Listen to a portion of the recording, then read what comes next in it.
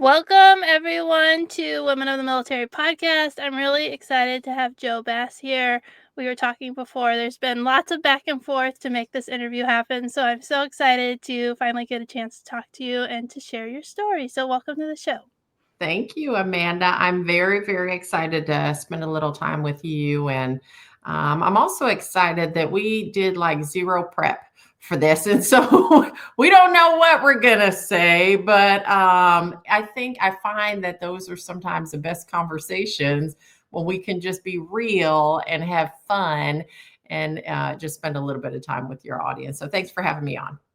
Yeah, no, I love getting to meet women veterans and hear their stories. And I used to do a lot of research in the very early days of the podcast, but it was kind of more fun to hear what they wanted to talk about and let them lead the interview instead of me having my prearranged questions. So, with that, let's start with why did you decide to join the military?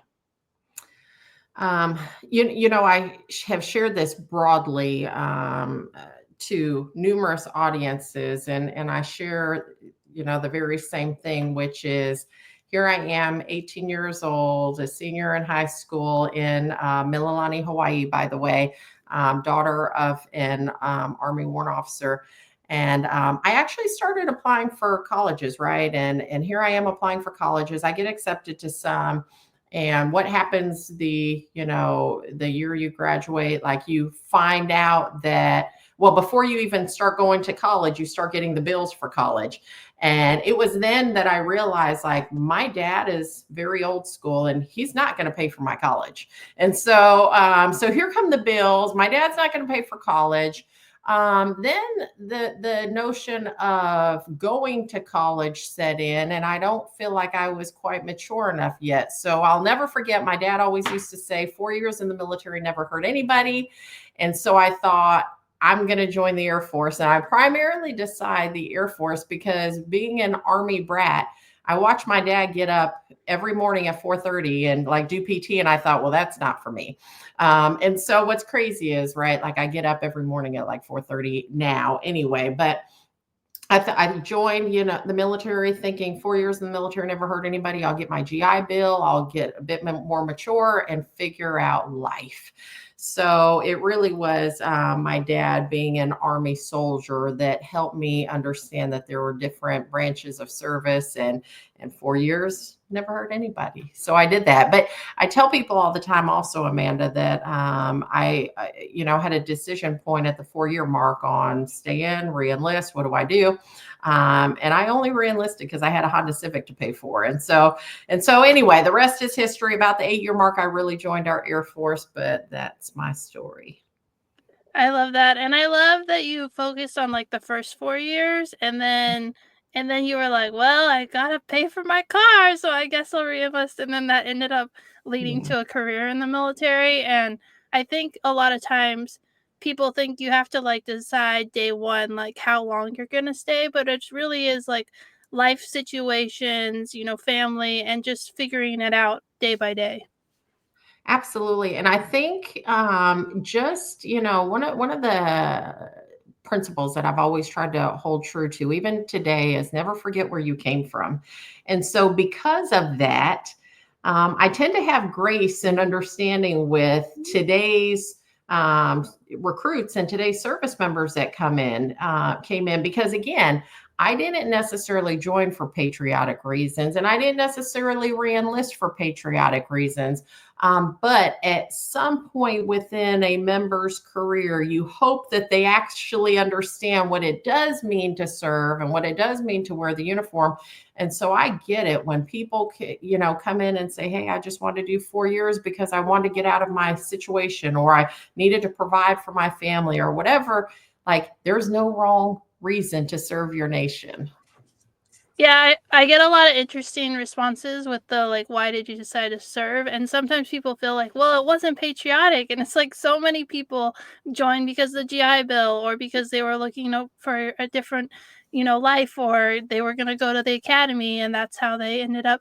And I mean, you're really young when you join the military, so you don't have to have like these idealistic reasons. And those benefits are there to help recruit people. So it makes a lot of sense. Yes. Absolutely. So let's talk a little bit about your career. You went to basic training, and what was that experience like? Um, I don't remember. Other than no, I mean, I do, right? Like, basic training 30 plus years ago was very different than it is today. And in the fact that I remember being yelled at more than not.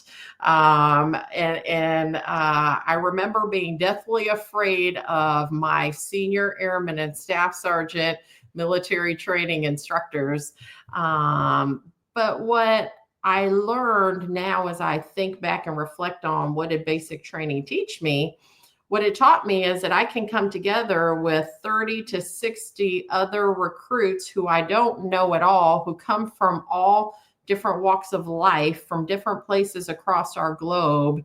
And we can somehow come together and within 6 to 8 weeks become intertwined and become this thing we call military family. And that's what happens, right? And so I don't have hugely positive memories of it because I got yelled at quite a bit. But the positive memories are that you learn to come together as a team, you go through it together, and it is designed inherently to weed out the folks that aren't meant to necessarily serve and wear this uniform. And so that's what I remember about it. And it pushed me beyond my comfort zone, right? Like, you're in basic training. Back then we didn't have cell phones, but right, like we could only call our parents on, in the telephone booth, and you were pulled away from your family, and you had to figure out how to survive and thrive in an environment like that. Yeah. I don't remember a lot from my basic training either, and but I do remember it was hard, and, like, all those things, we came together, we didn't know each other, and we worked together as a team. And one of my favorite memories is I got stuck on, like, an obstacle where we had to go up this, like, backwards ladder and then go over, and, like, I kind of freaked out at the top, and all these people from my flight came up to the top and, like, cheered me, and there were, like, 2 other people, and got us to go over, and we went Yeah. down, and, like, when I hit the ground, it was like, you know, it was such an amazing feeling, but I would have went back down had not my team come up there and grabbed me, and, like, they didn't touch me, but they like, come on, you could do it." And they were able to help me. And that's, like, I think what basic and, those type of trainings are about is, like, building that community and support where you're not alone, and when you get stuck, you have those people to rely on. And you're totally relying on somebody. I do remember this. I remember that in basic training when I went, if your teammates around your table at lunch or breakfast or dinner did not drink their water, then you were going to drink their water for them. And so again, this gets back to I need you to do your part so that we Mhm. can all just get through this. For sure, yeah. And then what career field did you end up picking? I ended up serving in the back then we called it 271. Now it's a 1 Charlie 0 aviation resource management. So I spent the majority of my career as somebody in aviation and operations. And so I understood command and control. I did that at my first duty station, 74th Fighter Squadron, which I think I have some stuff from them up above me. With F-16s, and the goodness about my career field is it really is broad and diverse, and so you could be part of scheduling or training or range control or current operations, whatever it is. It teaches you operations. But the other cool aspect of what I did as an aviation resource manager is I understood operations, but I also understood support. And understanding how all those things intertwine to make the mission happen, I think has really served me well over the years. Yeah. That's really interesting how that, like, the career field really helped you understand, like, the total Air Force and, like, helped you be ready for the role that you eventually played in being the Chief Master Sergeant of the Air Force. People Absolutely. don't know that.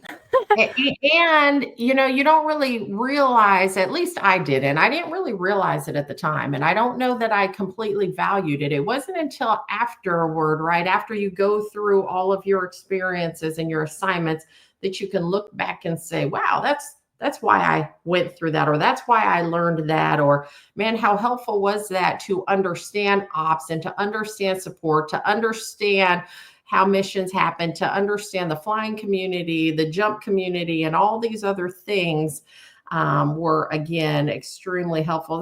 That's why I love to go back and talk to tech training airmen to share with them that you may not understand kind of your little piece of the pie and how it fits into the broader Air Force now, but one day you will. Yeah. And that's so important for new recruits and people who are like joining the military and early in their career, because you can feel like you're just like a cog in the hamster wheel, but like that cog is an important role, and it may not be out front and the like shining star that, but it's so important and people need to remember that. Yeah. Hey, one, you made me think about my first kind of experience with flying squadrons was when I was with the 74th Fighter Squadron. It was a little bit of a different construct back then. It was ops and maintenance together. And so you really got an opportunity to, again, value the different functional career fields that fall together ultimately to make that mission happen. Again, very thankful for that experience. It was from the very beginning of my career that I really started to understand and value every career field that we have, but especially our maintainers who are on the flight line day in and day out, snow, sun, night, day, it doesn't matter, just to make the mission happen. For sure. And what year was it? You said it was like over 30 years ago. So like what was it, like peacetime? Was it in between Gulf Storm and Gulf? Yeah, Gulf Go Storm, for it. Yes. Desert Storm, Gulf War, Desert Yeah. Storm. And September 11th, was it in that like peacetime area or where was it? It was. So I came in 1993, and so right, like we were still kind of in Desert Storm, Desert Shield, past that, still very focused on the Middle East. If anything kind of got squirrely, which at one time it did, I remember sitting on the flight line at Pope Air Force Base, and it was like a 10 ship that took off, and we knew that they were heading straight to the Middle East to go do some things. And so we were very, at that time, focused on what was happening in the Middle East, and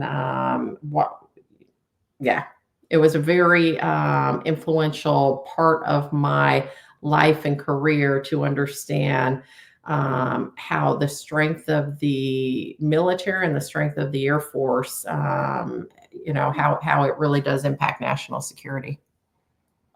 Yeah, I think it's interesting when I interview people who served in that like 93 to 2001 time period, how often they were deploying, how much stuff was going on. And as someone who, was growing up in the United States and had no military connection, I didn't even know really that the military existed because it was just like out of my view and I didn't realize all the things that were happening. So that's a really interesting like starting point. Yeah. Hey, deployments back in the 90s were so different than today. Um, I tell service members who deploy today, like, you deploy, and by and large, not everybody and not every forward location is the same, but by and large, you have, like, a Apple device or Android or some way to communicate with folks back home real time. Like, you have the ability to talk to your loved ones. Like, back when I deployed, we had a singular, like, phone booth that the CE folks made for you, that was right, made out of, like, particle board, and there would be a line outside, and everybody would be like 10 minutes, and if and by the way, you got connected to your loved ones through the DSN operator. So we had to call an operator to say, can you connect me off base? We had 10 minutes, and if you took too long, they'd disconnect for you, or you had a line waiting on you. And back then we wrote letters. And so it was such a different time period, yeah, I look back at it, and that was actually fun. Back then, I probably didn't think so, but that was actually fun because, again, you go through the suck together. Yeah. I deployed in 2010, and at the beginning of 2009, 2010. At the beginning of the deployment, we didn't have Wi-Fi. And then, like, in October, when I was leaving to go home, they had Wi-Fi at Bagram, and it was, like, a game changer. But I sent a lot of letters home, and a lot of emails, and I'm really thankful because if I had just had my phone and texting, like, those emails wouldn't exist, and those conversations that were, like, captured back and forth between me and my husband would just be, something that happened. Instead, we have it, saved. And so there is like a little bit of like nostalgia in that part. Yeah, But yeah, it has changed a lot. I agree. I agree. Yeah. So yeah, deployments have changed so much. It's really crazy. And even like from when I deployed in 2010, which is not really that long ago, I guess it's getting longer and longer. So let's go a little bit more forward in your career. So what was happening? Like, where were you at when September 11th happened? I was stationed in Ramstein Air Base, Germany during September 11th. I had our first daughter. She was about 1 years old at that time at the CDC. My husband, I think, was stationed in Heidelberg at that time. In any case, he was about an hour away. And I'll never forget, it was afternoon time frame for us in Germany. I worked at the USAFE AMOC, the Air Mobility Operations Control Center, where it was very much like a command center, if you will. Probably, I don't know, about 100 workstations divided out into whatever functional area you were. I was in DV airlift, and then we had the tankers next to us, and we had dip clearances, and you had your mobility folks, and you had execution cell. And so, we're kind of the massive muscle movement to, move air assets throughout the European and Africa theater. Um, but we always had the TV on, and it was always on news. And I'll never forget that, we were all just, kind of doing our work. And then you see the news on, and the first plane hitting the World Trade Center. And we're like, wow, that's kind of crazy. Now all eyes are on the TV, where then we watched real time the second plane hit. And that's when we knew our lives were forever changed. I'll tell you, we immediately, I think across the nation, across the globe, all the military services, like, we just immediately changed. We knew that we were under attack and there was a threat. We didn't know where the threat was. Is it overseas as well? And so, Ramstein essentially went on lockdown. I remember calling my husband saying, we have to grab our kid who's at the CDC. And oh, by the way, so all chaos is happening across the bases. Everybody pick up kids, commissary is shutting down, the BX is shutting down. I remember thinking, I don't have any formula to feed my kid and food. And so he, of course, is, an hour away at an Army base. And I go pick up my daughter, and CDC workers were so gracious. We don't know what's happening and what the next steps are. They gave me a bunch of formula, and I took it. And I remember going right back to work. Like I still had to. We were DV airlift, so any senior leader in the European Africa theater, they were going to move, and they were going to move on our air assets because we had shut the airspace down across the ocean. And so there was no aircraft flying, period, to include commercial aircraft, just military aircraft. And so, I have my car. I'll never forget, my daughter's in kind of her car seat.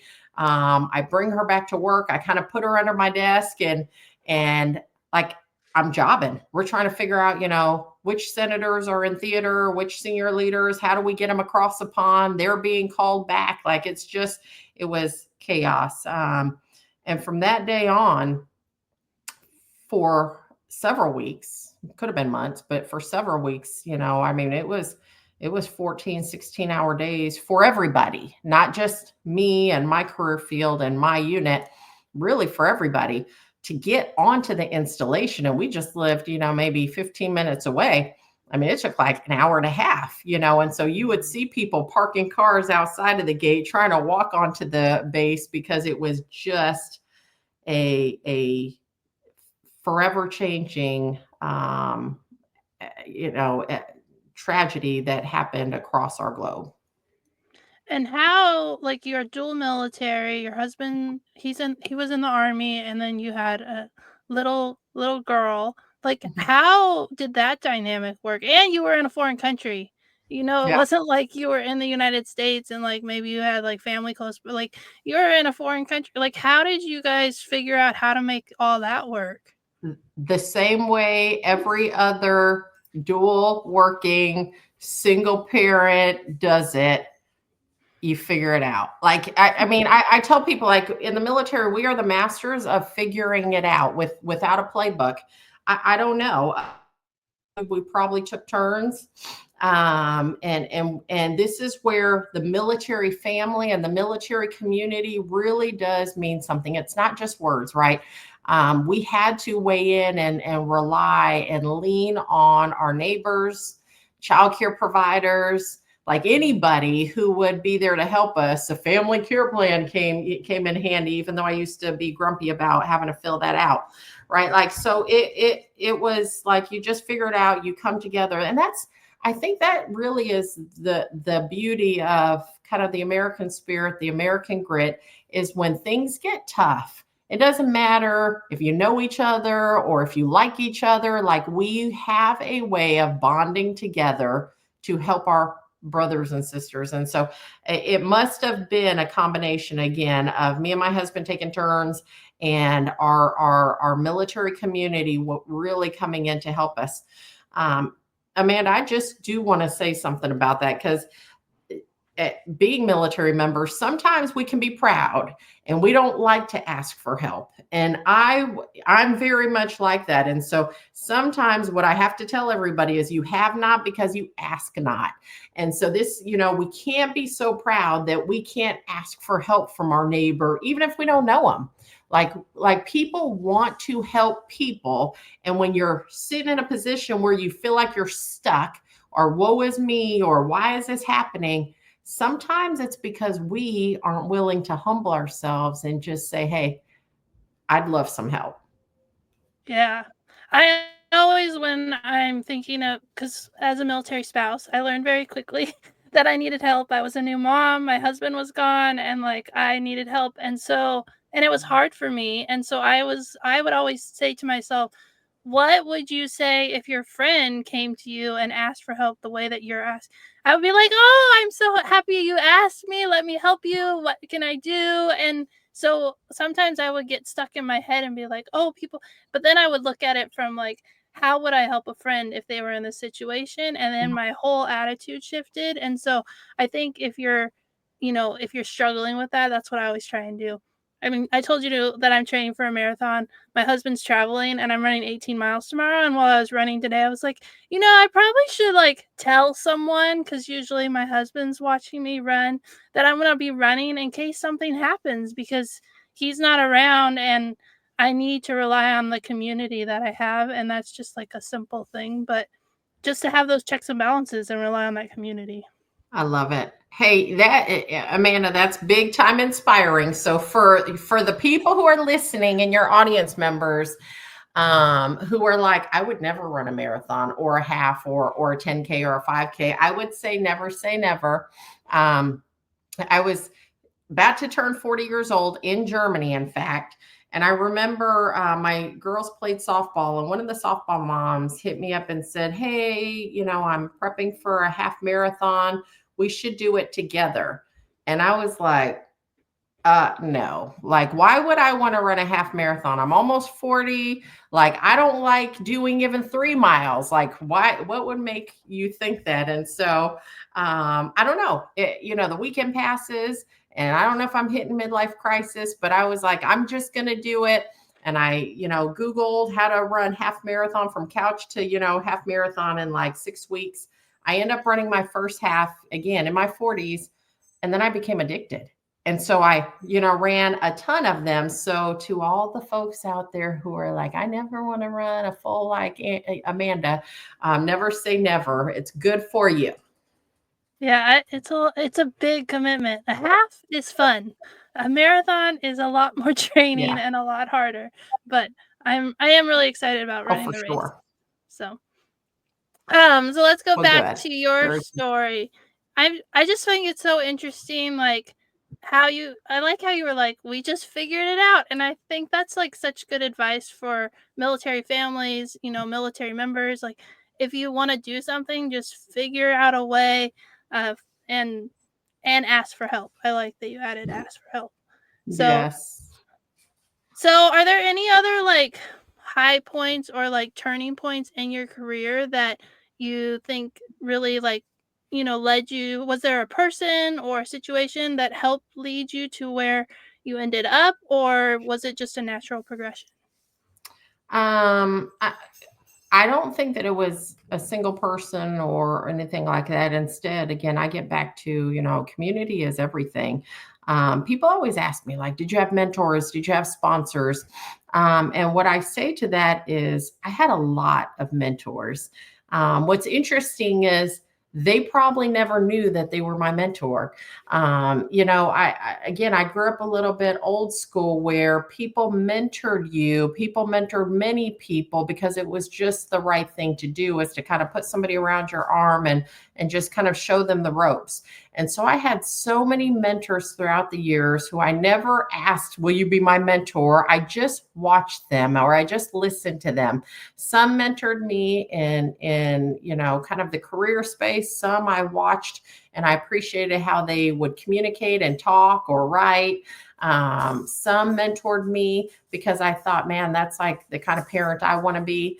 And so I have a ton of people who've helped influence and kind of be the people who shaped my perspective in life. And it was really good. What I will share, as far as kind of like just pivotal moments in my career, because people always say, hey, did you know you were going to be the chief master in the Air Force? And to that, I'm like, no, like, full on no. Um, what I what I will say is that you never know though, and so you never turn your aspirations down. I remember being in Airmen Leadership School, and I had to give a speech, and somehow in my speech, I actually said that I want to be the first female chief master in the Air Force. What's interesting is, as I look back at that as a young E4, I don't even know how I knew what a chief master in the Air Force was. Like, only that, there wasn't a female. So maybe there's hope for me. But then, right, like life happens. Then I become a non-commissioned officer and I have kids and I'm just trying to survive. And so any thought of being in a more senior rank really wasn't there. I was just in kind of this survival mode, like trying to be the best NCO I could be, trying to be a good mom, trying to be a good wife, all those things. Um, but at the same time, again, looking back, people are pouring into me, people are mentoring me, people are helping me to be my very best. Every assignment that I was in gave me a different skill set or experiences to help shape the person I'd become later. And even, right, like this is, I tell people all the time, like, we're just kind of going through chapters of life, part of this journey. It's a marathon. And so, yeah, so I would say it's been everybody. Yeah, that makes sense. That makes sense. And it makes sense that you were just like living your life, doing the best that you could. And I think maybe that's why like your story resonates with so many people, is because sometimes you can see people are like the hard chargers and they like step on anyone they can. And that's not your story. You're always trying to, do your best and help the people below you and bring them up. I'm trying to do my best on this podcast with you, Amanda. As I hear my dogs like just jingling and pitter pattering. Like, so anyway, such It's is all life. right. They're I can sort of hear them, but they're not that bad. So it could be a lot worse. I So, know. yeah. So, what about when you got to like a more senior level? Did you kind of, was there a point before you were selected that you kind of were like, wow, this might actually happen? Or were you surprised when it all came together? A bit of both. So, prior to being the chief master in the Air Force, I was the command chief for Second Air Force. By the way, one of the best jobs in the world. We led basic training and tech training, and so being able to be part of the front end of why our military is so great. right? That was really a great job for me. Our military is kind of like a pyramid, and so when you go up in roles and responsibilities and different positions, it's a pyramid, and so there aren't always going to continue to be jobs. And so here I am at numbered Air Force level, knowing that there's only maybe one of 10 jobs available to me. So at that time in early 2020, I was talking to my husband who had, retired a few years prior from the United States Army. I was like, dude, like there's probably no place for me to go. There's, there might be a few jobs that come open, but there's more supply than there is demand. And so the likelihood is, there may not be a place for me. And we were actually very content in that, because I tell people all the time, like the Air Force has given me so much more than I've given it. And if there's no place for me to go, like again, I'm a better human being in person and have had opportunities that nobody gets. And so we were looking at forever homes. I had Zillow up every day. We were looking at homes in Texas. We actually put money down on some land as well. And so we didn't know what was going to happen, but we were content either way. And then we found out that the next chief of staff of the Air Force is looking for, they're going to hire their next chief master sergeant in the Air Force. And they were going to kind of broaden the scope of who they were looking at. And so I remember, because it was COVID time frame, talking with my kiddos and my husband, and we were all in the living room. And I thought, and I've always asked my kids, right? Like, does mom need to pack it up? Like, are you still all in? And they had shared at the time, Mom, like, we're all in. And why would you say no? And why would you choose to retire first? Like, just, continue doing whatever you do. And so that said, we went through the selection process. And even then, I didn't think necessarily that I was going to become the next Chief Master Sergeant of the Air Force. In fact, the day that General Brown was going to call and notify, I was preparing for what I was going to say if I didn't get the job. And so here I am, like, oh, thanks for the opportunity, thinking about what I was going to say. And then General Brown calls me and notifies me on my birthday, by the way, that I was going to be the next Chief Master Sergeant of the Air Force and serve alongside him. And when you think about that opportunity, what an amazing opportunity to be able to serve one's nation in that capacity, but also to serve with somebody like General Brown, who I admire a ton and is an outstanding leader. And so I didn't prepare, what I was going to say for getting, selected. And I literally, kind of drew a blank. And the only thing I thought to say, and I did say, is, sir, you made the right damn decision. And then, and then the rest was history. I love that. You know what I really love about that story is that you brought your family in, and it wasn't a Joe Bass decision. It was a Joe Bass and family decision. And I think that's so important and so critical. And you talk a lot about, I've heard you speak a few times about like how important military families are and how important military spouses are. And you're showing like how critical the whole family unit plays, and you making the decision to like, it wasn't just like, "Oh, well, I really wanna do this." It was like, "Let's talk to my kids, let's talk to my husband," and then your kids and your husband were supporting you, and that made it, because you were busy, like, when you were in the role of being the chief master, you were, like, traveling all the time, and you were doing all kinds of stuff, but your family was, like, on board for it, and they knew what was coming, and I think that's so critical. I do too. We, again, I can't emphasize enough how important it is to just, have some transparency with your family. You have to balance it out, right? Like, I don't know that we always shared with our kiddos every opportunity, but we had to, to some degree, you do have to balance out the transparency on what you're sharing with your family, because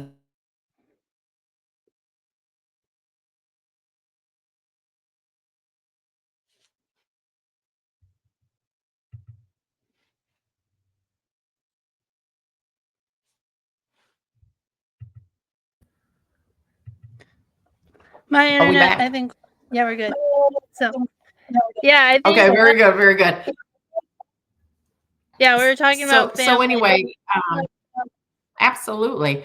I learned a long time ago, like bring the family into the discussion, because they've got to be all in, right? Like, I mean, we sign up for this as a military member, but it's our families who sacrifice a lot so that we can serve. Um, there was a point where my husband was like, again, we're thinking about schools for our kiddos and all the things.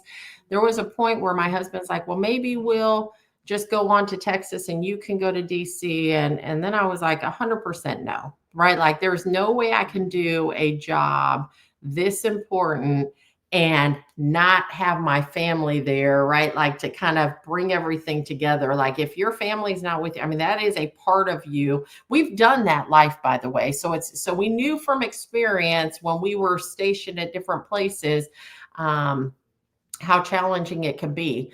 And so, before we got into the position, we had some really good dialogue about, what we felt like were some of the most important things. And one of them was that we have to fortify our family, right? Like, before we get ready to take on this tour of duty, how do we make sure that we fortify the Bass family, keep us strong so that when this tour is over, we are strong, if not stronger, for this time together, and or the time apart, because as you mentioned, I was gone sometimes 2 to 3 weeks out of the month. Um, and so we had that discussion and we had kind of code words, if you will. And I also had to share with a lot of my closest friends, and some of my family, to say, hey, like, this job is going to really require a lot of me. And when I'm not, doing that, then my next priority is to pour back into the core of the Bass family, my husband and my girls, and to make sure that I'm present for them when I'm able to. And so what did that mean? That meant that I didn't sometimes have the free time to be able to hang out on the telephone to talk to close friends, or I didn't have the time to be able to do whatever. And so we knew that was a sacrifice. When I retired, by the way, one of the things that I did do was reach out to a lot of my friends to tell them, okay, I'm back.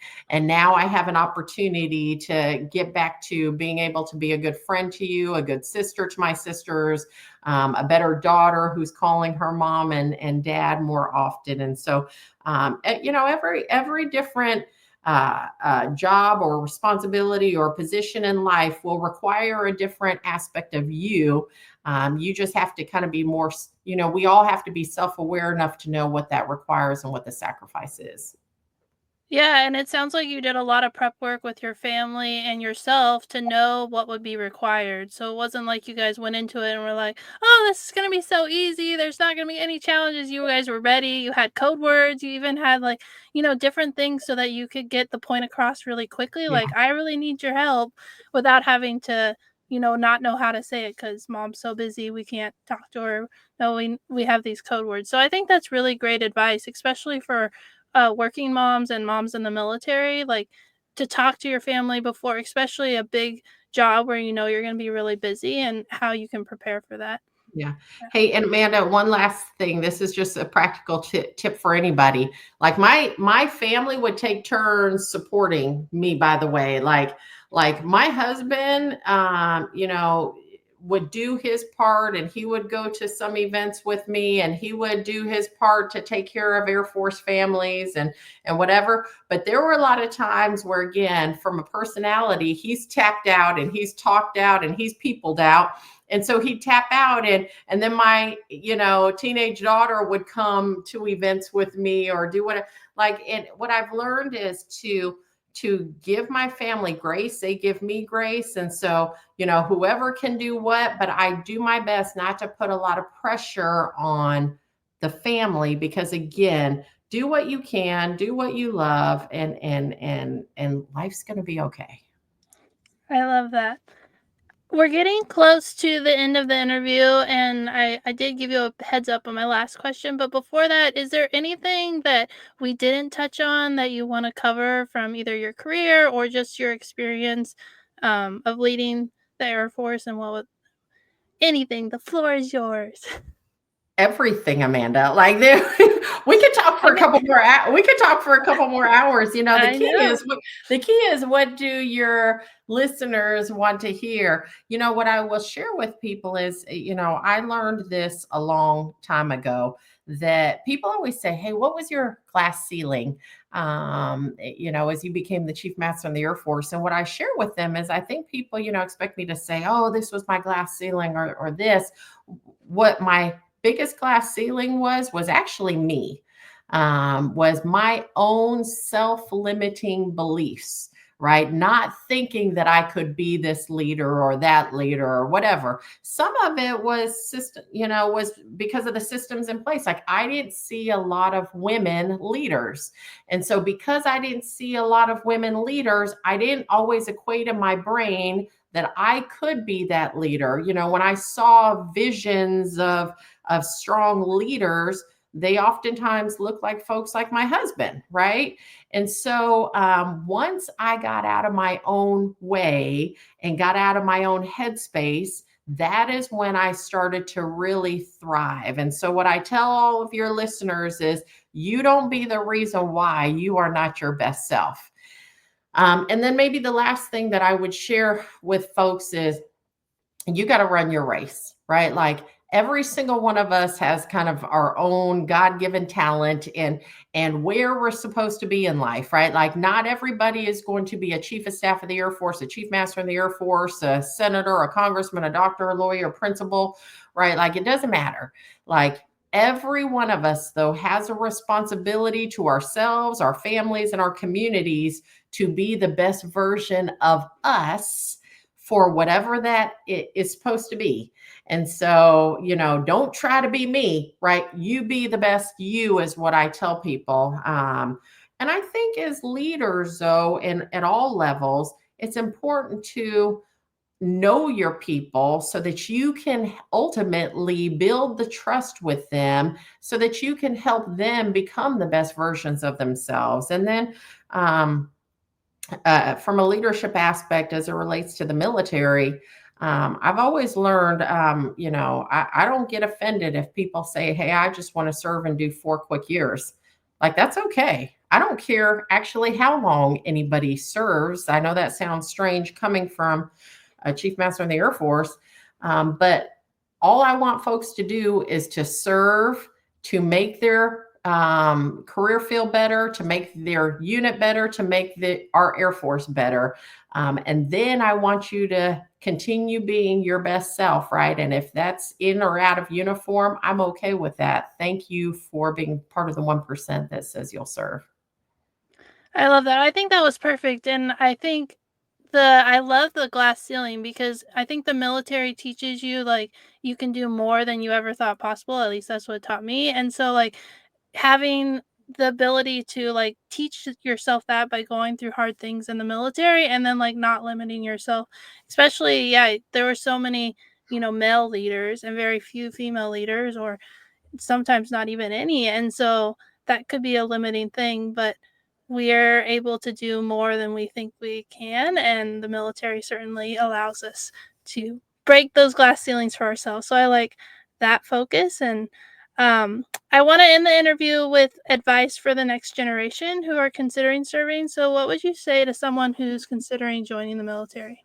I would say to them what my dad told me 30 something years ago: 4 years in the military never hurt anybody, right? Like 4 years in the military is going to teach you something. It's going to give you work ethic. It's going to give you competencies. It's going to train you in something, and it's going to make you a better person, to be able to navigate this thing called life. And so I would say do it. But if you're going to do it, you've got to go in wanting to make a difference for however long you serve. Amanda, if I can share the 3 things I have this on my wall here, and I had it in on my wall in the Pentagon, and they're kind of, three principles in life. And one of them I think I shared with you earlier, which is never forget where you came from. And so I have a picture of my dad who enlisted me in the Air Force. So I tell everybody, right, like it doesn't matter if you're in the military, out the military, if you're a C-suite levels, whatever, never forget where you came from.